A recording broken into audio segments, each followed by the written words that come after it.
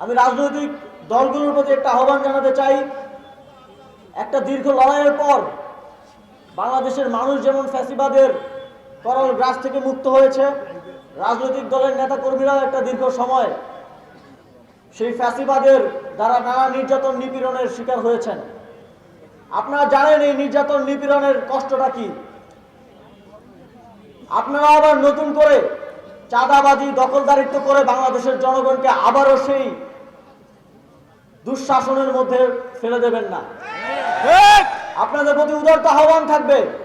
আপনারা দেখেছেন চাঁদাবাজ দুর্নীতিবাজদের কি পরিণতি হয়।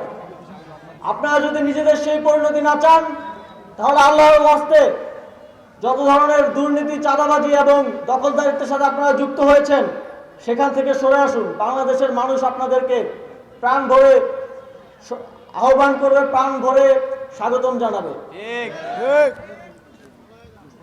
আপনারা জানেন যে শেখ হাসিনাকে বাংলাদেশে ফিরিয়ে আনার জন্য দিল্লিতে চিঠি পাঠানো হয়েছে। আমরা নিশ্চিত করতে চাই, যারা 24 জুলাই গণঅভ্যুত্থানে আমার ভাইদেরকে শহীদ করেছে, আমার ভাইরা এখনো হাসপাতালে চিকিৎসারত অবস্থায় আছে, বাংলার জমিনে তাদের বিচার নিশ্চিত করা হবে। তাদেরকে এমন দৃষ্টান্তমূলক শাস্তি নিশ্চিত করা হবে যাতে বাংলাদেশে আর কখনো কোনো স্বৈরাচার, কোনো ফ্যাসিবাদ মাথাচাড়া দিয়ে উঠতে না পারে। আপনাদের একটা দাবি ছিল এবং এটা আমি অনুধাবন করেছি। আপনারা জানেন এবার বিপিএল 3টা ভেন্যুতে আয়োজন করা হচ্ছে, ঢাকা, সিলেট এবং চট্টগ্রাম।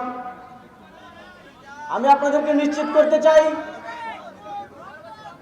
আমরা উত্তরবঙ্গে একটা আন্তর্জাতিক মানের স্টেডিয়াম করার উদ্যোগ গ্রহণ করব এবং আশা করি আগামী বছরের বিপিএল আমরা উত্তরবঙ্গে আয়োজন করতে পারব। আপনারা জানেন জুলাই গণঅভ্যুত্থানের এত রক্তের বিনিময়ে আমরা যে স্বাধীনতা পেয়েছি, সেই স্বাধীনতাকে দীর্ঘমেয়াদে যাতে এদেশের জনগণ ভোগ করতে পারে, সেজন্য সরকার সকল সেক্টরে সংস্কার কার্যক্রম গ্রহণ করেছে। আমাদের আহ্বান থাকবে, আপনারা আপনাদের মতামত, সহযোগিতা এবং সমর্থন দিয়ে সংস্কার কার্যক্রম এগিয়ে নেওয়ার ক্ষেত্রে সহযোগিতা করবেন এবং কেমন বাংলাদেশ আপনারা দেখতে চান সেটা আমাদেরকে জানাবেন, সংস্কার কমিশনগুলোকে জানাবেন এবং সংস্কার কমিশনগুলো গুগল ডক ফর্মের মাধ্যমে, বিভিন্ন মাধ্যমে পরামর্শ চাইছে, আপনারা সেখানে পরামর্শ দিবেন। বাংলাদেশের মানুষ যেমন বাংলাদেশ চায়, আমরা ঠিক সেরকম বাংলাদেশ গড়ে দিয়ে যেতে চাই।